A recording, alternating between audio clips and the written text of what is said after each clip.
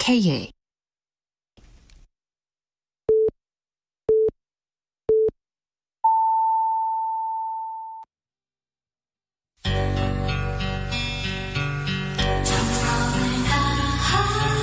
정성을 다하는 국민의 방송 KBS 주진우 라이브. 그냥 그렇다고요.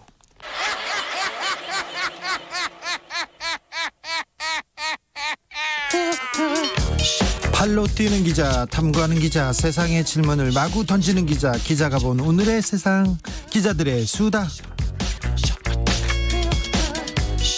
라이브 기자실을 찾은 오늘의 기자는 미디어 오늘 정철훈 기자입니다. 안녕하세요. 네, 안녕하세요. 네, 잘 지내셨어요? 네. 지금 언론계에서 가장 뜨거운 뉴스는 뭡니까? 가장 뜨거운 뉴스요? 네.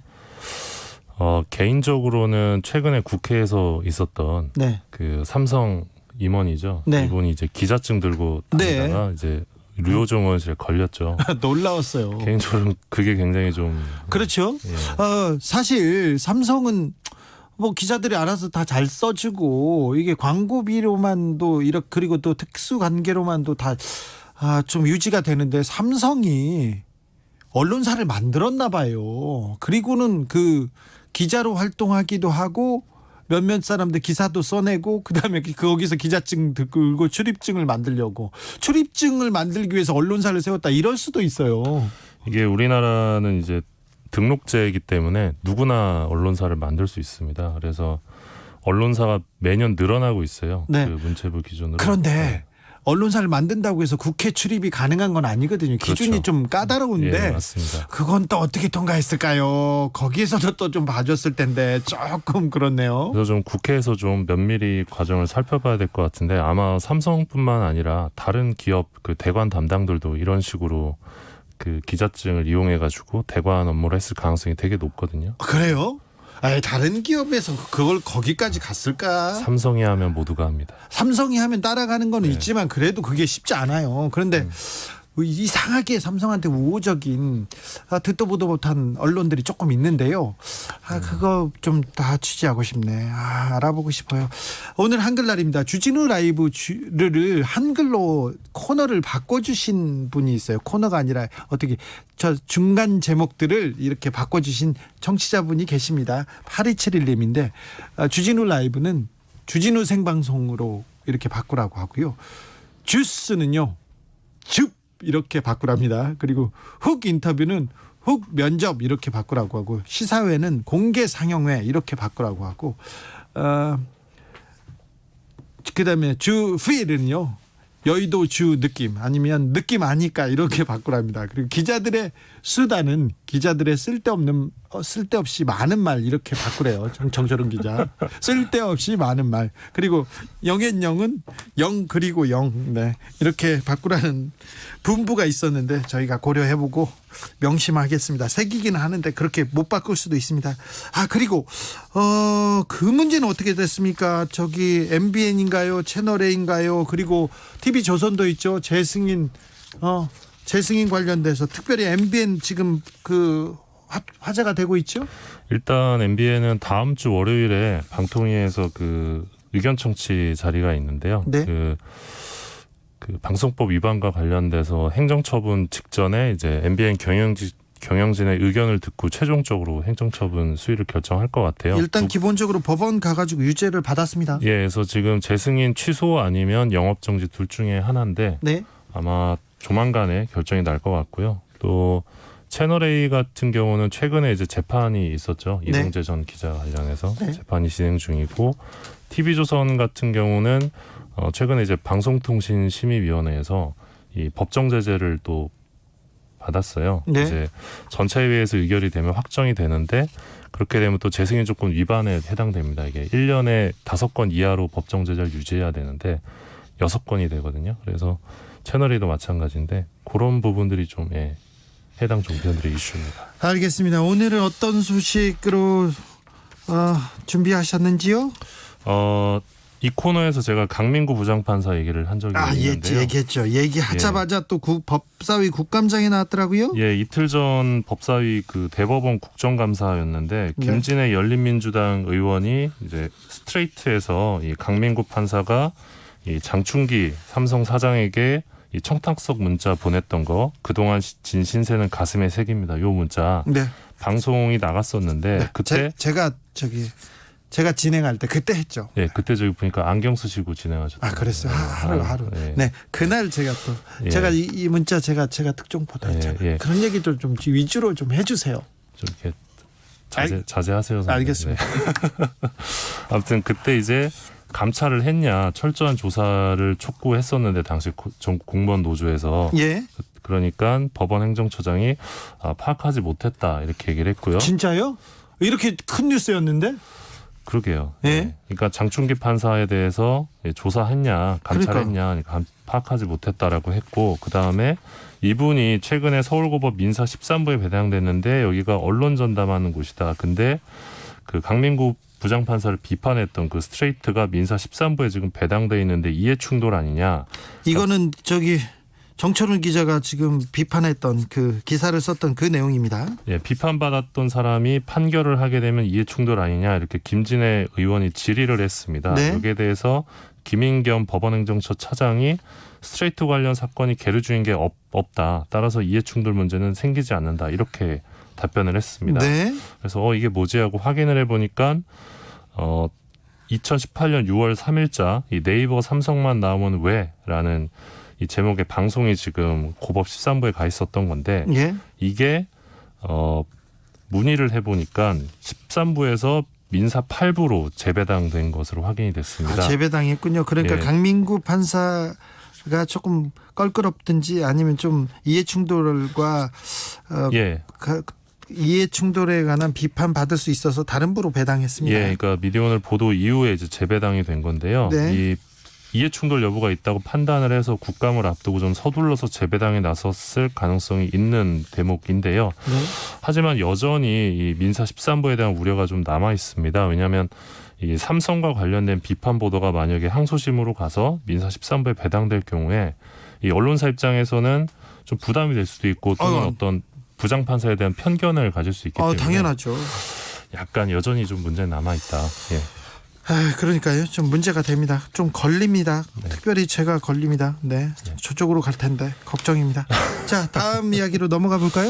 예, YTN 공기업 지분 매각설이 지금 계속 언론계의 화제인데요. 네. 한번 정리를 해봤습니다. 예. 뭐 YTN 하면 24시간 뉴스 채널 그리고 이제 주로 밥 먹을 때 많이들 보실 텐데요. 네. 최대 주주가 공기업입니다. 네. 한전 KDN이 21.43%, 한국마사회가 9.52% 이렇게 해서 31% 정도의 지분을 공기업이 갖고 있는 건데요. 예. 3개월 전에 이 정부 고위 관계자가 이 YTN 공기업 지분을 매각하겠다고 밝혔습니다. 예. 최종적으로 이제 기획재정부가 이제 매각 일정을 짜는 구조인데요. 지금 지분을 매각하면 방송법에 따라 새로운 대주주는 이 방통위의 최다주주 변경 승인 심사를 통과해야 합니다. 네. 미디어오늘이 첫 보도를 했었는데 정철훈 기자가 있죠? 예, 이후에 이제 YTN 주식이 좀 뛰었고요. 네. 현재는 3개월 전에 비해서 주가가 지금 2배 이상 오른 상황입니다. 그때 주식 사셨습니까? 아니요. 네. 그때 정철훈 기자하고 저하고 여기서 방송에서 얘기했는데 저희는 주식 안 샀습니다. 그런 거 안 삽니다. 자, 여러 언론사에서 YTN가 우리가 관심 있다 이렇게 나서고 있습니다. 예, 일단 한국경제가 인수 준비팀을 구성했습니다. 네. 이 한국경제랑 한국경제TV에 YTN 지분이 지금도 있는데 있어요. 4.76%고요. 한국경제가 종편에 진출하려고 눈독을 들이고 있잖아요. 예, 이미 10년 전에 한번 도전을 했는데 떨어졌어요. 그때 이제 뭐 아시겠지만 한국경제는 이제 매일경제와 경쟁 관계라고 생각을 하는데 스스로 네. 이제 매일경제는 종편이 되고 예. 한국경제는 떨어져서 굉장히 떨어졌죠. 상심이 컸었죠. 그래서 YTN 인수를 추진하기도 했었어요. 예, 맞습니다. 이명박 정부 시절에 실제로 검토를 하면서 지분을 샀죠. 그게 이제 지금 4.76%로 남아 있는 건데 네. 한국경제는 정치적 개입이 없는 공정한 입찰이 보장된다면 인수전에 참여할 수 있다 이렇게 밝혔습니다. 네. 근데 한국경제 최대 주주가 지금 현대자동차고요. 대기업들이 주요 주주여서 전경련 신문으로 부르는 분들도 많죠. 계십니다. 삼성의 영향력이 훨씬 더 클 거요. 예, 그래서 지금 YTN 노사는 한국경제의 이런 인수 움직임에 굉장히 반발하고 있고요. 네, 그런 상황입니다. 막 화내더라고요. YTN에서 예, 한국 경제가 감히 우리를 넘보냐고. 네, 뭐 굉장히 모욕적이다 이런. 아니 입장. 왜 모욕적이죠? 또 모욕적이 될 것까지는 없는 것 같은데 아무튼 발끈했습니다. 그런데 네. YTN을 인수하겠다고 또 나서는 데는 여기뿐만이 아닙니다. 일단 최근 3개월 동안에 갖가지 이 썰들이 나돌았는데요. 네. 가장 많이 거론된 곳이 한겨레였습니다. 한겨레가 굉장히 열심히 YTN을 인수하겠다고 다녔어요, 사실. 물밑에서 많이 잡혔어요. 저의 취재 레이더의 네. 취재망에도. 네.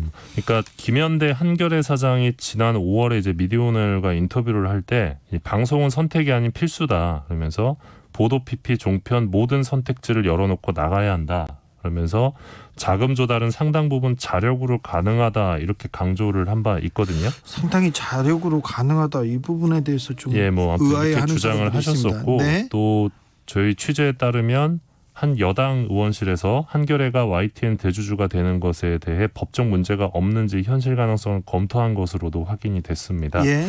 어제 방통위 국정감사 자리에서도 이 한겨레와 YTN 이야기가 나왔었는데요. 네. 이 박성준 국민의힘 의원이 이 시중에는 청와대와 방통위원장 여러 사람이 짜고 한겨레 컨소시엄을 구성해서 YTN에 준다는 이야기가 돌고 있다 이런 주장을 하기도 했습니다. 네, 그런데요.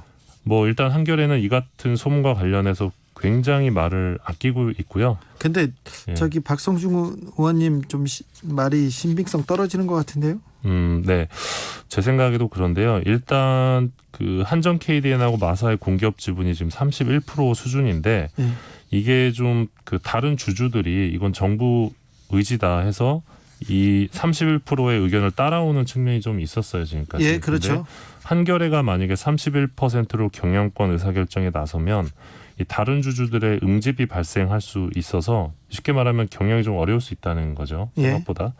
그래서 제가 이제 저도 여러 방면으로 취재를 했는데 한겨레는 차라리 이게 새롭게 종편 사업자로 도전하는 게 현실적이다. 보도 전문 채널에 도전하는 게. 그러니까 인수가 아니라 신생 그 종편이나 보도 채널 창간하는 게 오히려 현실적이다 이런 지적을 많이 받았습니다. 아무튼 YTN 예. 인수는 쉽지 않아 보입니다. 한겨레. 예, 지금 뭐 한국일보나 경향신문이나 뭐 다양한 이름이 등장을 하고 있는데 네. 어떤 언론사가 공기업 지분을 인수하든지 간에 그럼요. 정부로서는 정치적 부담이 예상될 수밖에 없습니다. 왜냐하면 특혜 논란에서 피해갈 수 없거든요. 예, 그래서 맞습니다. 쉽지 않을 거요. 예. 한겨레든 경향이든 그럴 것 같습니다. 뭐 한국일보든 뭐 다른 데는 예. 그런데 자 YTN에 관심이 굉장히 많습니다. 지금 언론계에서 사실 가장 뜨거운 화두가 YTN을 누가 가져가느냐예요. YTN을 누가 가져가느냐에 따라서 다른 언론 지형도 바뀔 가능성이 있거든요. 그러니까 YTN이 이제 꽤 건실한 언론사고 영향력도 적지 않기 때문인데요. 네. 일단 YTN은 준공영방송이라는 특수한 역사성이 있습니다. 네. 95년 개국 당시에도 연합통신, 그러니까 지금 연합뉴스죠. 연합통신이 30% 지분으로 최대 주주였고 지금까지 한 번도 이 지배주주가 민간 기업이었던 적이 없습니다. 그런데 아시겠지만 이 최근에 기재부가 서울신문 지분을 매각하고 있지 않습니까? 예. 그래서 마찬가지로 YTN의 대주주 변화도 벌어질 수 있는 미래다 이런 상황입니다. 그래서 맞아요. 정부에서는 그 예. 언론사의 지분을 가지고 있을 필요가 없다고 생각하는 것은 확고한 것 같습니다. 예, 정부 입장은 이렇습니다. 언론사 인사나 경영에 일체 관여하지 않는다는 원칙을 갖고 있다 때문에 언론사 지분을 갖고 있을 이유도 없다. 요 입장인 건데요. 예, 대통령의 철학과도 통합니다. 예, 그래서 지금 기획재정부가 서울신문 지분 30.49%에 대한 매각 절차를 진행하고 있는 상황이고요. 예. 지금 YTN 내부에서는 관련한 TF 구성하고 또 우리사주조합을 통한 공기업 지분 인수를 비롯한 좀 다양한 시나리오를 검토하고 있는데요. YTN 경영진과 노사는 현재 소유구조 유지 외에 어떠한 대안도 고려하지 않는다고 밝힌 바 있습니다. 아니 근데 그분들이 그렇게 밝히고 그러니까 거부하겠다는 거 아니에요? 예.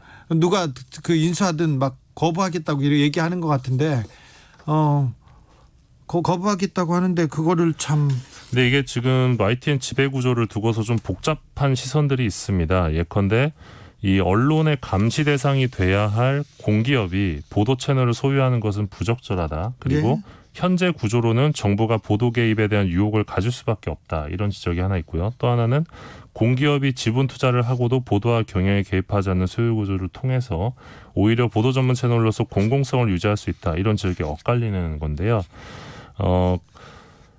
하지만 분명한 거는 지금 소유 구조 그대로 또다시 이명박 정부나 박근혜 정부 같은 정부가 들어설 경우에는 YTN의 낙하산 사장이 내려오고 또 기자들이 해고될 수 있다.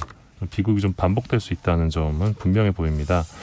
그리고 지금 YTN이 현재의 소유 구조를 유지하고 정당화하기 위해서는 어떤 공적인 보도 전문 채널로서 철저한 이 전문성을 보여줘야 한다. 이런 지적도 있습니다. 그 부분이 좀 그 국민들한테는 좀 아쉬움이 있어요. YTN이 진짜 국민을 위해서 진실만을 위해서 있는 언론사인가?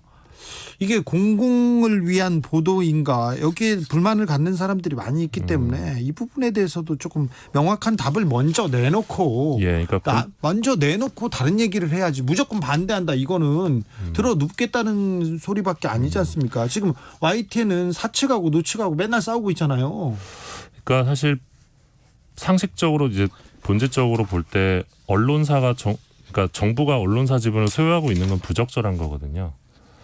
근데 이제 이러한 공적 소유 구조를 계속 유지하려면 그만한 어떤 그 근거 논거 같은 게 필요한데 YTN 내부에서 이런 부분도 좀 고민을 해야 될 것 같습니다. 네, 그런 얘기도 본질적인 얘기를 먼저 하고 지배 구조가 어떻게 바뀐다는 거에 대해서 반대를 하든 찬성을 하든 얘기를 해야 되는데 좀 그런 좀 고민이 부족한 것 같습니다. 일단 언론노조나 시민단체 쪽에서도 이 지분 매각에는 반대 입장입니다. 왜 거기는 맨날 반대부터 하죠?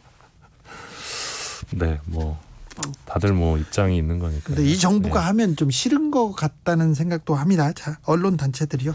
자, 한국에서 유튜브를 많이 하는데요. 많이 보는데 한국은 좀 혜택을 못 받는다면서요. 이 소식도 좀 간단하게 전해주세요. 이게 지금 뭐 유튜브 갑질이 하루 이틀이 아닌데요. 유튜브에서 광고 때문에 아마 짜증나는 분들 되게 많으실 것 같아요. 많이 떠요, 광고가. 예, 유튜브가 지금 한 달에 15,000원, 11,500원을 내면 광고 없이 유튜브를 볼 수 있는 유료 멤버십, 유튜브 프리미엄 상품을 내놓고 있는데요. 쓰고 계십니까? 아니요, 저는 돈을 낼 줄을 몰라가지고 이걸 신청을 못해요. 저는 그걸 몰라가지고요.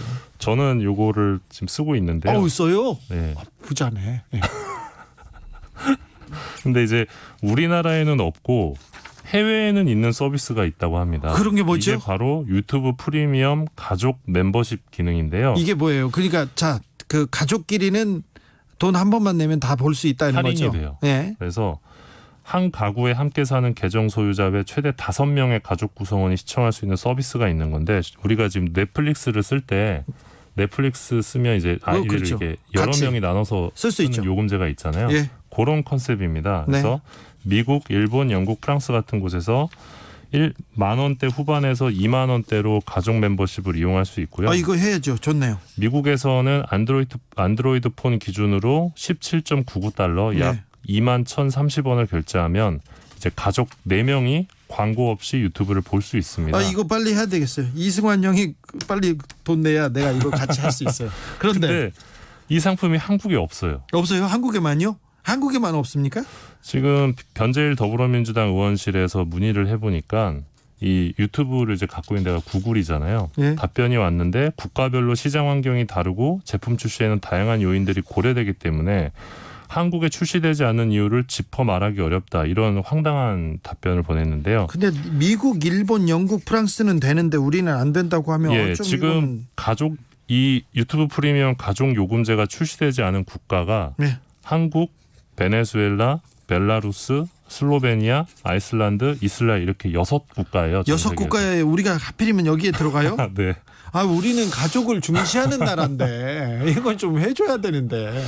그래서 사실 좀 황당해요. 황당하고 이거는 어떻게 보면 역차별이거든요. 국내 이용자에 대한 역차별이고 국내 소비자들을 기만하는 태도인 건데 구글 수석 부사장이 우리나라 기자들한테 한국은 유튜브 혁신에 있어서 굉장히 중요한 시장이다 이렇게 주장하기도 했었는데 돈도 많이 벌고 있잖아요. 우리는 그냥 호구였던 거죠.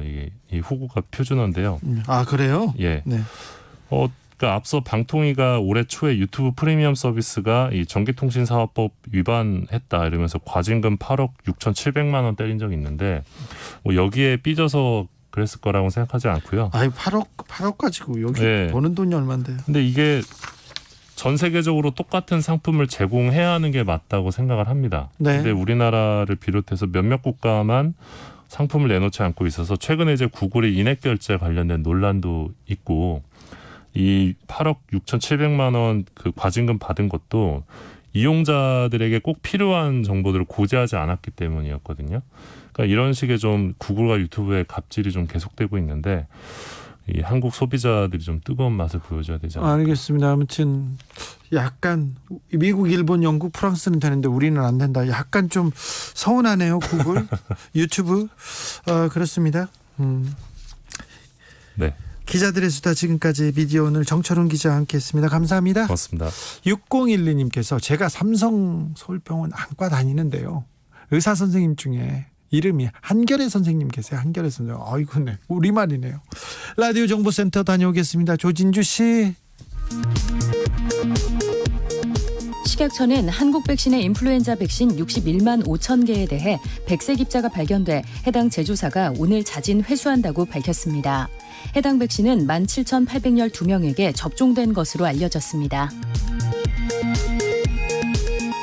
유엔 세계식량계획이 올해 노벨 평화상을 수상했습니다.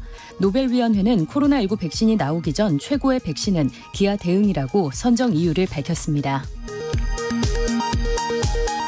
정의당 새 대표로 김종철 전 선임 대변인이 선출됐습니다. 김 대표는 선거운동 기간 민주당 이중대를 벗어나기 위해서는 금기를 깨는 내용이 있어야 한다며 진보 정당으로서의 선명성을 강조했습니다. 코로나19 신규 확진자가 54명으로 이틀 연속 두 자릿수입니다. 방역당국이 추석 연휴 이동의 여파를 예의주시하고 있는 가운데 연휴 이동으로 인한 감염 사례가 파악된 것만 6건입니다. 한글날 대규모 도심 집회가 금지된 가운데 일부 보수단체들은 정부를 규탄하는 소규모 기자회견과 차량 집회 등을 진행했습니다. 경찰과의 물리적 충돌은 없었습니다. 어젯밤 울산의 33층짜리 주상복합 건물에서 발생한 화재는 15시간여 만인 오후 3시경 진화됐습니다. 이번 화재로 소방대원 1명을 포함해 93명이 병원으로 옮겨졌고 중상자는 3명입니다. 강원도 하천의 한 축산농장에서 아프리카 돼지열병이 발생했습니다. 강원도와 경기도의 돼지농장과 축산시설에는 이동 제한 명령이 내려졌고 사육돼지 2,400마리가 매몰 처분될 예정입니다. 라임 옵티머스 사건의 정관계 로비 의혹과 관련해 일부 여권 인사들의 이름이 거론되자 국민의힘이 검찰의 엄정 수사를 촉구했습니다. 더불어민주당 이낙연 대표는 철저한 수사가 이루어져야 한다는 원칙적 입장을 밝혔습니다. 지금까지 라디오 정보센터 뉴스였습니다.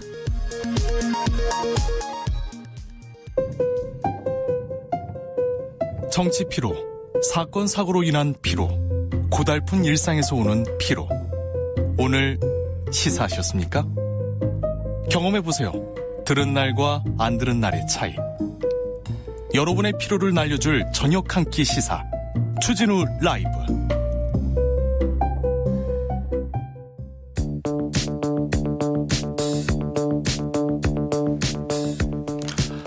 대한민국 정치의 새로운 100년을 준비한다. 21세기형 국회 싱크탱크. 오늘은 특별히 정치연구소 영앤수로 시작합니다. 21대 국회에 보내는 고급진 정치 컨설팅, 이번 주 뜨겁게 분석해 보겠습니다. 영앤수. 금요일에 터줏대감이죠. 정치는 촉이다. 정치는 감이다. 최영일 평론가 어서 오세요. 안녕하세요. 아니다. 정치는 데이터다. 과학이다.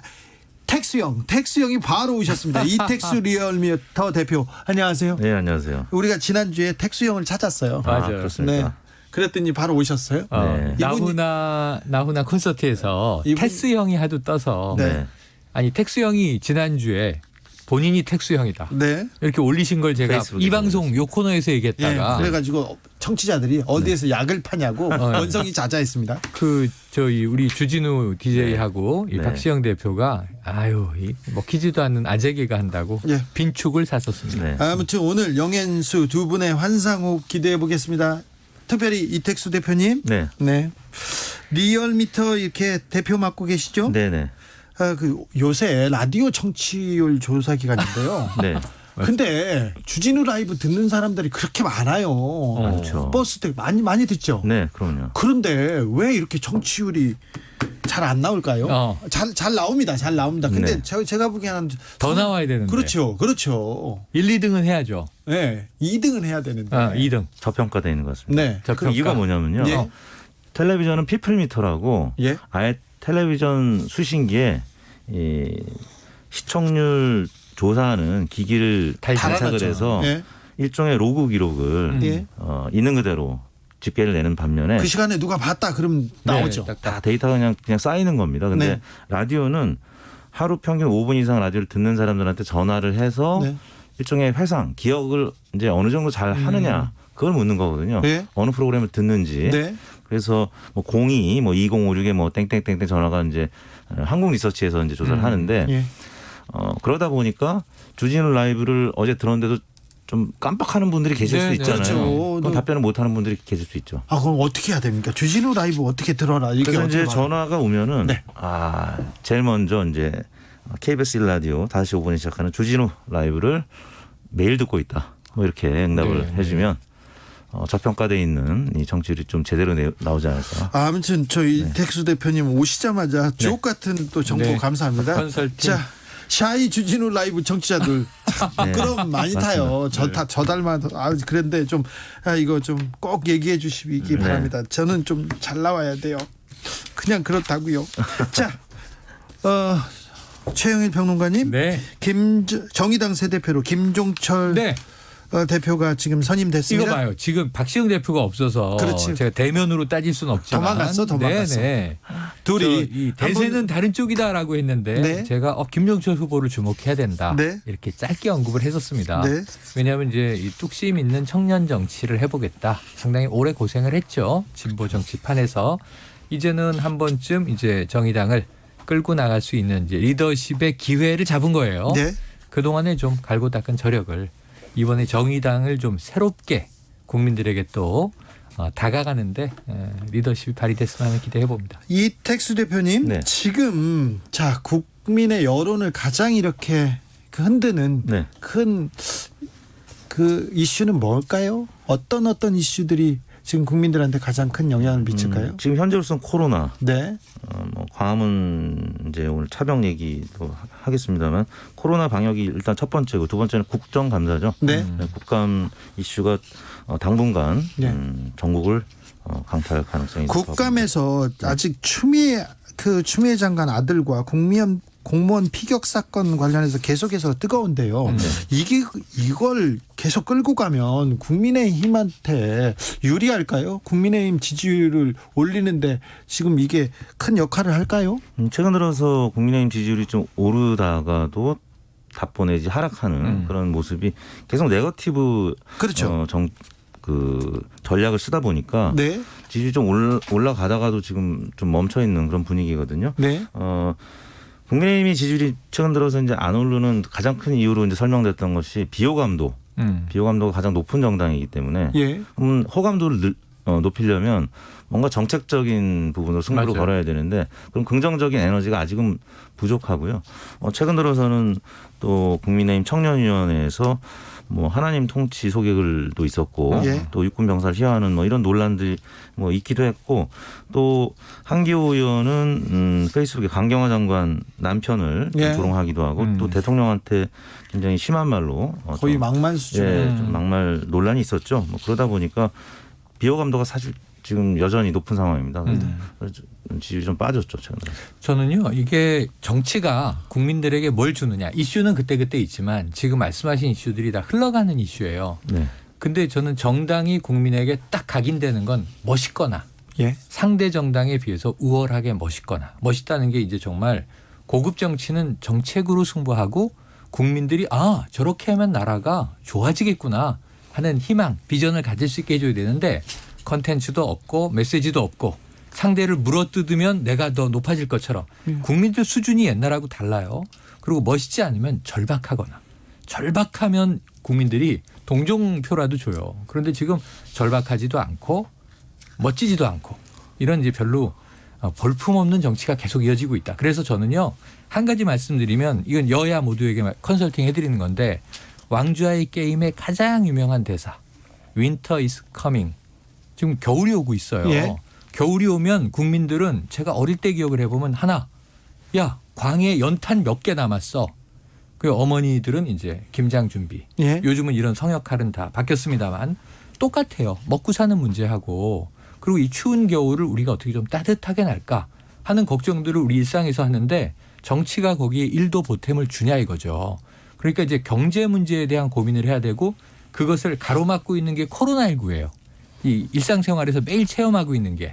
그럼 코로나19의 성공적인 방역과 하나는 경제. 이게 지금 정부가 두 개의 축을 가져가는 거잖아요. 네. 그럼 경제중대본은 본부장이 대통령인 거고 방역중대본의 대통령은 총리인 거란 말이에요. 정부는 이렇게 가는데 이건 수치가 매일 나와요. 가시적으로. 근데 야당은 비협조하면 비호감이 높아지는 거고 협조를 넘어서 더 좋은 대안을 내야 국민들의 마음을 좀 끌어갈 수 있다. 이런 컨설팅을 해봅니다. 국민의힘이 이런 쪽에서 주도하는 듯한 인상을 주면 도움이 되지 않을까 생각하는데 그 주도하는 인상은 주지는 못하네요. 근데 국민의힘이 특별히 김종인 비대위원장이 공정경제 3법 그다음에 노동법 개정 이런 이슈 네. 이 정책 카드를 들고 흔들면서 국민들한테 인상을 주고 있습니다. 맞아요. 요거는 어떤 영향을 미칠까요? 이택수 대표님. 김종인 위원장 출범 이후에 광주 또 가고 그래서 5.18 정신도 계승하겠다고 얘기를 했고 또 공정경제 3법도 주창을 하고 나섰고 네. 근데 이제 다만 당내에서는 여전히 좀 부정적인 여론이 있습니다. 예. 그리고 이 개천절 한글날 이런 광화문 집회에 대해서도 선을 명확하게 긋지 못하는 모습 네. 그런 부분들 때문에 여전히 중도층이 갔다가도 다시 돌아오고 갔다가도 무당층이라든지 아니면 민주당 쪽으로 돌아가고 이런 모습들이 계속 이어지고 있는데요. 최근 그러다 보니까 이제 노동관계법까지 김종인 위원장이 언급을 하기 시작했는데 물론 이제 그거는 보수층을 좀 달래기 위한 어떤 포석인 것 같은데 또 그러다 보니까 또 여야 관계는 또 좋아지지 않고 있고 그런 부분들 여전히 딜레마인데 일단 수권 정당으로서의 가능성을 좀 가지려면 잠룡이 내부에 있어야 되는데 네. 대권 주자가 지금 내부에 없습니다. 지금 그나마 많이 나오는 분들이 홍준표 예. 또 윤석열 안철수. 검찰총장까지 있고요. 그다음에 안철수 대표. 근데 다 당 바깥의 인사들이기 때문에 맞아요. 지지율 상승에 분명한 한계가 있는 거죠. 네. 그러다 보니까 이제 기성 정치인으로는 안 되겠다. 이제 새로운 피를 찾아보자. 근데 새로운 피를 찾으려면요. 지금 올해 내로 빨리 찾아서 예. 키우기 시작해도 이제 1년 반 남은 대권까지 시간이 없어요. 대권 주자가 하늘에서 네. 뚝 떨어지지 않습니다. 맞습니다. 대통령이 된 사람은 네. 그 자기의 능력을 보여주고 자기의 비전을 보여주지 않는 사람 중에 대권을 거머쥘 수 없는데요. 팬덤이나 대세론을 쭉 가져가고 있다가 뚝 떨어진 대권 주자가 누가 있었냐면 한번 이전 대선으로 가보시면 2012년 대선으로 가보죠. 그때 문재인 후보가 사실은 뚝 떨어졌어요. 그렇죠. 불려 나왔죠. 갑자기 다 불려 정치 나왔죠. 생각 없다. 근데 네. 그때 민주당 내에 대권 주자가 없는 거예요. 그러다 보니까 혁신과 통합 이 이름은 나중에 이제 보수 진영에서 또 한 번 쓰는데 이렇게 이제 문재인 시민 후보가 민주당 후보로 들어와서 더운 여름에 대권 선언하고 12월에 대권 치렀는데 될 뻔했죠. 51.6대 48로 사실 2% 때문에 진 거니까 아슬아슬하게 졌는데 그 재수해가지고 대통령이 되신 거 아니에요? 어찌 됐든 그때 안 됐잖아요. 안 됐죠. 네. 그러니까 갑자기 나와서 안 된다. 그러니까 이제 이 교훈을 생각한다면 지금 키워도 늦다. 그러면 빨리 지금 이 얼굴이 국민들에게 익어야 되는데 없어요. 그렇다면 네. 국민의힘에서 야당에서 주목해야 될 다크호스 누구로 보십니까? 네. 이택수 대표님. 다크호스가 다크호스는 네. 잠시 후에 듣겠습니다. 교통정보센터 다녀오겠습니다. 아쉽다. 임철 씨. 네, 이 시각 교통정보입니다. 대부분의 고속도로 지방 방면 정체는 더디게 풀리고 있고요. 서울 방향으로 정체는 계속 늘어나고 있습니다. 그 전에 돌발 상황 살펴드릴 텐데요. 먼저 남해 일지선 창원 방면 동마산 3차로에서 사고 처리를 하고 있어서 밀리고요. 중간고속도로 부산 방면으로 대감 분기점 1차로에도 사고가 있어서요. 부근에서 밀립니다. 사고 구간 지나 삼락까지 정체 이어졌고요. 경부고속도로 서울 방면은 남북권은 북대구 진출로와 금호 분기점에 차들이 많아졌고요. 충청권에는 청주부터 옥산 분기점에서 청주 휴게소 쪽으로 밀리고 있습니다. 이후 안성 분기점에서 남사, 기흥 동탄부터 수원, 양재 부근에서 반포까지는 꾸준히 막히고 있습니다. 서울 양양고속도로 양양 쪽으로는 동홍천에서 내촌 부근까지 21km 구간 아직 밀리고요. 반대 서울 방향은 남양주 요금소부터 강일 쪽으로 지나기가 어렵습니다. KBS 교통정보센터였습니다. 테이크아웃 시사 나왔습니다. 오늘도 하나 챙겨가세요. 주진우 라이브. 이택수 대표님의 사모님께서는 주진우 라이브를 듣고 계신다고 합니다. 그래서 이 남편분이 오늘 여기 출연하는 걸 네. 매우 자랑스러워하더라는 그렇죠. 이야기를 이 교통 정보 나가는 사이에 우리가 수다를 떨었네요. 네. 사실 김어준 방송보다 훨씬 더 좋아한다고 이렇게 얘기했는데 그 얘기는 최근 들어서 이제 주진우 라이브를 더 열심히 듣고 있다. 내가 그 훌륭하다고 했잖아요. 네. 자, 사모님께서 훌륭하다고요. 자, 야당에서 네. 다크호스로 좀 눈여겨봐야 되는 그런 분들이 누가 있습니까? 시장 선거도 있고 대권도 있지 않습니까? 근데 누군지 보여주질 못해. 맞아요. 대안과 비전을 보여주지 못합니다. 뭐 기존에 이 홍준표, 오세훈, 원희룡 이런 잠룡들이 지지율이 지금 뭐 5% 안팎도 밑에. 안 나오니까. 네. 그러다 황교안 보니까 전 대표도 좀 올려주세요. 네. 네. 황교안 전 대표 지지율도 역시 좀 미약합니다. 네. 그래서 김동연 전 경제부총리라든지 네. 뭐 등등 이제 외곽 인사들이 있는데 2, 3년 그러니까 대선 2, 3년 전에 또 지지율이 너무 안 나와도 예. 된 사례가 없어요. 맞아요. 그러니까요. 네, 어느 정도 한 5%에서 한 10% 정도는 유지를 해야 되는데 지금 1년 반도 안 남은 상황에서 뭐 지금 대선 여론조사할 때 한국갤럽 주관식으로 하고 이제 리얼미터는 주관식으로 한 데이터를 가지고 객관식으로 하는데 거기에 지금 김동연 전 부총리라든지 뭐 다른 다크호스급 후보들이 지지율이 거의 안 나옵니다. 이런 경우는 사실 대선 주자로서의 이제 이런 집권 가능성이 좀 역사상 이런 일도 없었죠. 그럼요. 네. IM 아렌트님이 윤석열 총장 나오면 되겠네 하는데 윤석열 총장이 10% 정도의 야권 지지도를 가지고 그냥 쑥 누르고 있어요. 네.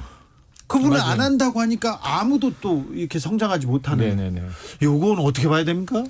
그러니까요. 이게 어떻게 보면 야권에는 독이 될 수도 있는 네. 그런 요인으로 작용할 수 있다는 거거든요. 만약에 윤석열 총장이 정치권으로 들어와서 예를 들어 국민의힘 주자가 된다라고 하면 뭐 또 모르겠는데 이렇게 지지율을 잠식하고 있다가 정치를 정작 안 해버리면 안 한다고 하잖아요. 네, 안 한다고 했고 지금 지지율 여론조사에서 많은 조사기관들이 빼기 시작했고 그러다 보니까 지지율이 조금 과거에 비해서는 빠져 있는 상황이거든요. 네.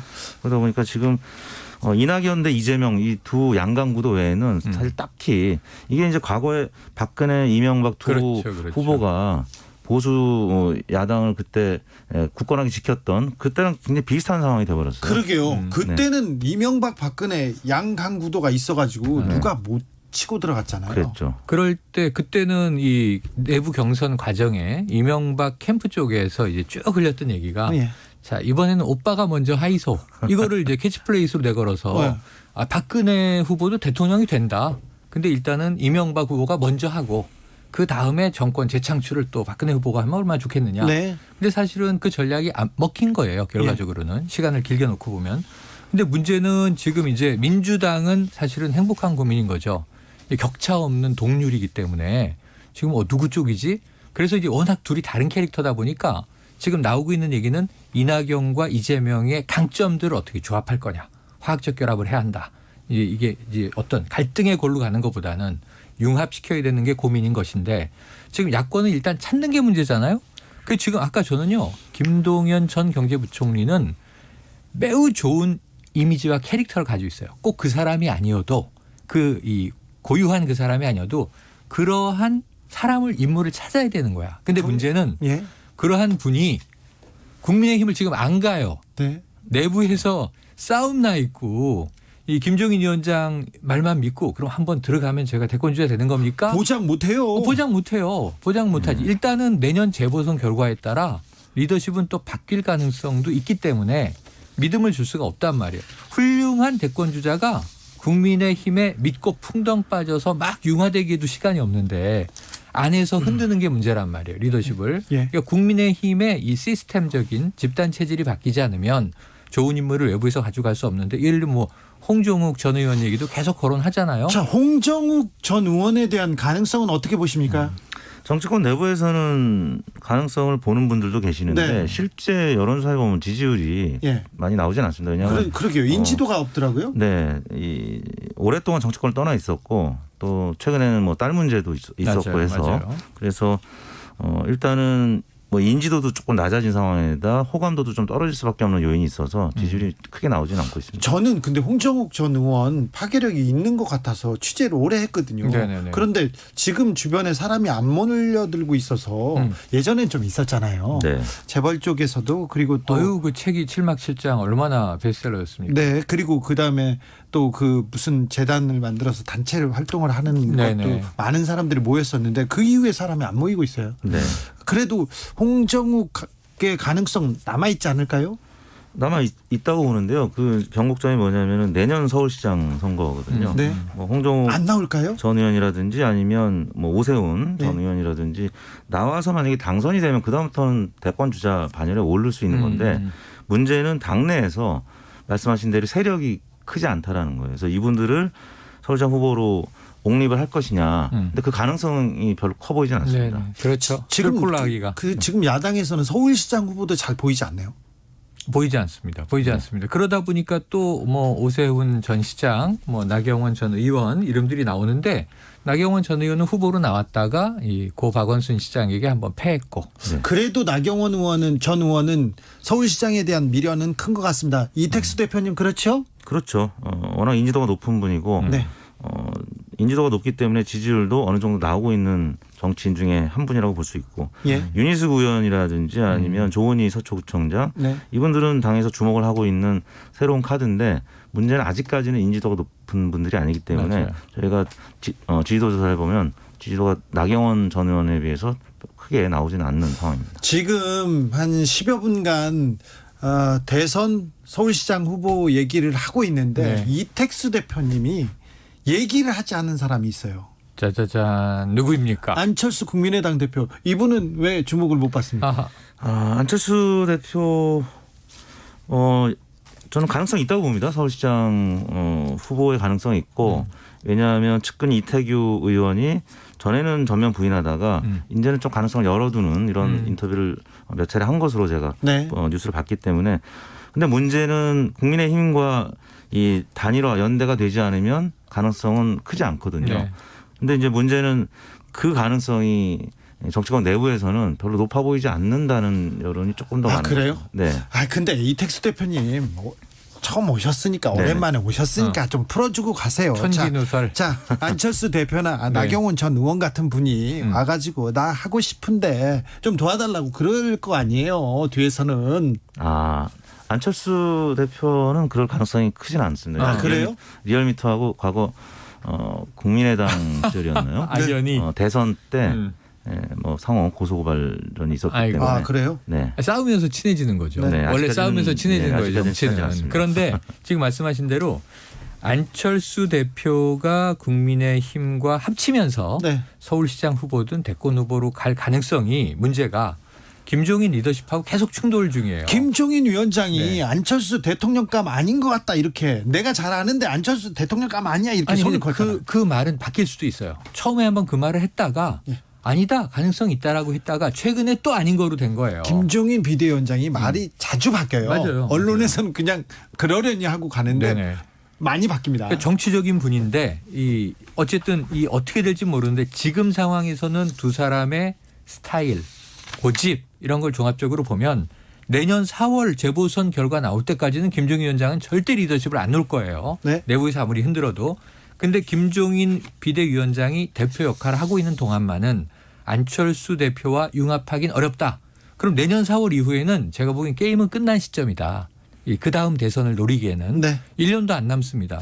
그럼 김종인 위원장 아니 본인이 이 야망을 가지고 있다라는 이야기는 네. 여야 공히 인정을 하더라고요. 저는 몇 년 전부터 얘기했어요. 대놓고는 아니어도. 저는요. 근데 문제는 이제 그 분도 지금 고민을 해보셔야 될 게 여기 이택수 대표가 있지만 1%대 지지율이 나올까 말까 하잖아요. 조사 네, 때마다. 그럼 이게 지금 파괴력을 가지고 서울시장 선거에 만약에 국민의힘이 이겼다든지 하더라도 그걸로 대권 주자로 몰고 가기에는 첫 번째는 내부의 적과 싸워야 되는 이 에너지 낭비가 너무 크고 두 번째로는 대중적인 파급력이 있겠는가 쉽지는 않고. 장호민 님이 이런 문자 주셨습니다. 그러니까 김종인 위원장 출마에 100원 건다 이렇게 얘기했는데 전 500원 걸을게요. 아닙니다. 네. 걸고 그런 걸 안 좋아하는데 네. 저희 청취자분들한테 이택수 대표님은 뭘 걸으셔야 됩니다. 자 화제를 민주당으로 건너가 보겠습니다. 양강구도. 네. 자 이낙연 대표와 경기도지사 이재명 지사의 양강구도가 지금 확고합니다. 근데 두 명이서 달리기니까 쌍두마차니까 누가 선두로 나서서 두들겨 맞는 것도 적어요. 그래서 계속 지금 이 구도가 좀 가고 있어요. 맞아요. 서로 윈윈 게임이라고 생각하는 것 같아요. 이렇게 달리는데 변수가 하나 생깁니다. 다음 달에 김경수 경남도지사 네. 재판이 나오는데 선고 공판 있죠. 선고 공판에서 유죄가 나오면 말할 것도 없는데 지금 뭐 선고 재판을 이렇게 치르는 걸 보면 무죄 가능성도 높은 것 같아요. 무죄가 나면 경남도지사 김경수의 파괴력은 어느 정도일까요? 이택수 대표님. 사실 지금 친문 핵심 지지층이 마음을 못 정했잖아요. 네, 이낙연 대표나 이재명 지사를 지지하긴 하지만 그분들 입장에서는 차선책으로 지지하는 분들이 많이 계시고요. 아직 마음 못 정했습니다. 네, 그래서 문재인 대통령 핵심 지지층 입장에서는 김경수 지사가 만약 2심에서 무죄가 나오면 김경수 지사 쪽으로 돌아설 지지층도 분명히 일부 있을 수 있다. 그러면 지금 2강 다약이잖아요. 네. 2강 1중 다약으로 바뀔 가능성도 있다. 김경수 지사 현재는 약한 후보라고 분류가 돼 있지만 3위까지도 도약할 수 있는 그런 계기가 됐습니다. 중이다. 강으로는 못 가고 일단은 중이다 이렇게 생각하시는 왜냐하면 거죠? 대법원 판결까지는 강까지 가기는 어려울 것 같고요. 만약에 무죄라면 3위 정도까지 치고 올라갈 수 있다. 저도 거기 동의하는 게 사실은 불과 얼마 전까지 그냥 단독 1위를 이낙연 총리 그리고 이낙연 대표가 달리고 있었어요. 네. 그러다가 지금 이 사실은 이 강으로 바뀐 지가 얼마 되진 않아요. 네. 그런데 이제 이 약진이 굉장히 이재명 지사의 약진이 급속했던 건 이제 법 문제에서 자유로워지는 순간부터 날개를 달았고 그리고 아주 자유롭게 모든 정치현안에 대해서 이야기를 하고 인터뷰를 하고 네. 본인의 의도와는 또 다르게 편집돼서 이제 워딩이 돌아다니면서 언론이 제일 좋아하는 거는 라이벌 구도잖아요. 그렇죠. 지금 이 야권의 라이벌이 없다. 라이벌이 뭐예요? 원탑도 없으니까. 라이벌 자꾸 구도가 윤석열 없기 총장만 때문에. 나오는 네. 거예요. 네. 근데 윤석열 총장은 큰일 날 일인 것이 아니 본인을 위해서도 그런 것이 문재인 정부의 검찰총장이지만 문재인 정부의 가장 각을 세우는 네. 야성이 강한 네. 인물로 지금 이 반대측 그러니까 정부 반대측의 여론의 힘이 쏠려서 그렇지 이분이 만약 정치인으로 변신하거나 대권 주자로 나오는 순간 이분은 천생 검사인 분이잖아요. 우리도 알지만. 거기다가 네. 또 윤석열 총장은 국민의힘의 지주이자 양대 기둥인 이명박 박근혜를 감옥으로 보내신 맞아요. 그런 사람이에요. 내부 그래서 지지층도 큰 혼동이 일어나죠. 가면은 그걸 받아들이겠어요?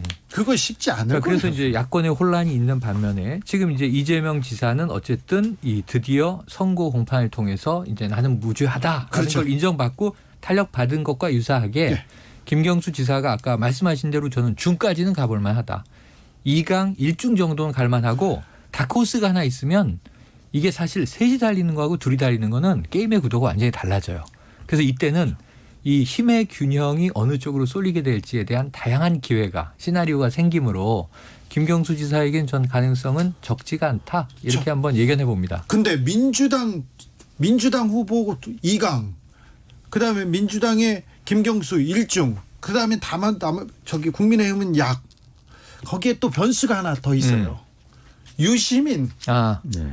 유시민 작가의 장외. 네, 장외 나는 싫어 나는 안 갈 거야 그러면서 네 계속 손을 내저을 때마다 또 유시민 등판론 커집니다.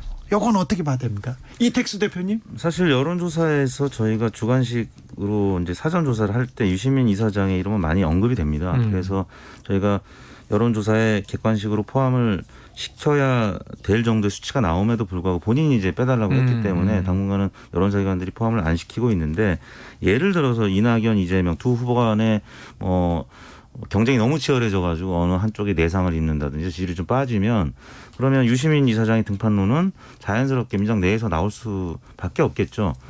근데 그런 차원에서 본다면 아까 2강 1중 다 민주당인데 또 한 분 유시민 이사장까지 민주당이라는 점에서는 이해찬 전 대표가 얘기했던 뭐 15년, 20년 집권 가능성이 사실 잠룡 주자구만 보면 매우 높아요. 그러니까 보수 진영 또 국민의힘 진영에서는 굉장히 지금 답답한 노릇일 수밖에 없죠. 지금 우리는 후보가 하나도 없는데 저긴 더 있고 또 있어요. 코로나 방역은 내가 책임지다. 세균전 지금 세균정 네네네네. 정세균 총리 네네. 이분의 또 가능성을 보는 사람들도 또 있습니다. 그렇습니다. 왜냐하면 전례 없이 국회의장 하다가 지금 총리까지 하고 맞아요. 계시는 분이기 때문에 네.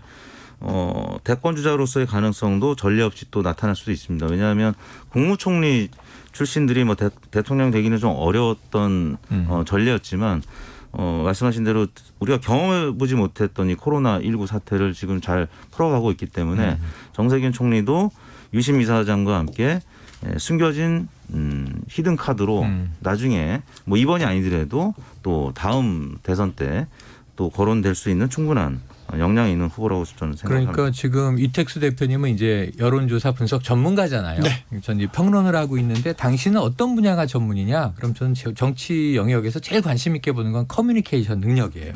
지금 현대의 정치 전쟁에서는 점점 중요해지는 게 소통 능력. 네. 그 기반은 공감 능력인데 정세균 총리의 지난 개천절 경축사를 총리가 있습니다. 대통령이 나오지 않고 네. 그 이제 이 중앙 박물관 앞마당에서 널찍하게 띄워놓고 사람은 많지 않았지만 그 경축사를 들으면서 꿈이 있으시네. 저는 혼자 이렇게 느낀 게 그 내용이 메시지가 좋아요. 그리고 굉장히 또렷하게 잘 전달이 돼요. 근데 그게 남이 써준 거를 읽으면 정말 전달력 떨어지거든요. 그런데 이분이 여기에 한 문장 한 문장 힘을 줘서 이 메시지를 구성했구나. 이분이 저는 야망을 품고 있다. 이런 느낌을 이제 받으면서 그걸 이제 실황 중계를 보면서 정세균 총리도 저는 대선 주자 반열에 이렇게 살짝 올려봤습니다. 주진우 라이브 추석날 정세균 총리하고 인터뷰를 했는데요. 대선 어떻게 하실 거예요? 뭐 총리님 해서 대선 얘기를 했더니 이게 나쁜 질문이라고 저한테 뭐라고 하셨는데. 나쁜 질문. 네. 타이밍이 너무 빨랐네. 그런데 총리도 했고 네. 그다음에 국회의장도 했고 하고 당 있고. 대표도 3번 했고 맞아요. 거기다가 장관도 했고 이분도 있네. 조합을루님도 부자네 민주당 얘기하는데 국민의힘에서는 왜 이렇게 후보가 안 보일까요? 지금 키워야 될 텐데요. 그러게 말입니다. 그래서 빨리 지금 국민의힘은 당 바깥에 있는 잠룡들을 입당을 시켜야 됩니다. 입당도 시키고 또 안철수 대표가 있는 국민의당과도 뭐 연대할 거면 연대하거나 아니면 합당하거나 빨리 결단을 내려야 되는데 김종인 위원장이 그거 하고 싶지 않아요. 네, 그러다 보니까 지금 권성동 의원만 입당이 됐고 나머지 잠룡들은 입당 가능성이 현재로선 커 보이지 않죠. 과거에는 총선이 지나면 한 바로 했죠. 4개월 정도 지나면 다 입당이 됐거든요. 그렇죠. 근데 입당이 안 되는 거 보면 여전히 내년 4월 재보궐선거까지는 이 상태로 갈 가능성이 있고. 그래요. 네, 그러다 보면 부산시장은 이제 국민의힘이 조금 유리한 구도이긴 한데 네. 서울시장도 조금 가능성은 있지만 만약에 서울시장을 민주당이 가져간다면 국민의힘이 다음 대선이나 지방선거 때 또 어려운 선거가 될 수 있다는 점에서 야권 잠룡들이 빨리 당에 들어와야 되는데 예를 쉽지 않아 들면 보입니다.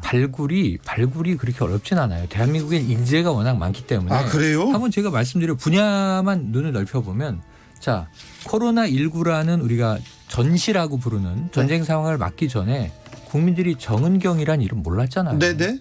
오래 관료로 재직하면서 방역을 하면서 보건 문제에서 싸워왔는데 바이러스와 두 번째로 유명희 통상교수 본부장 몰랐잖아요. 그렇죠. 지금 유명해졌어요. 네, 사무관 시절부터 싸웠는데 이제 강경화 장관 못지않게 반기문 총장 못지않게 세계적인 국제기구의 수장이 지금 될까 말까 하는 상황이에요.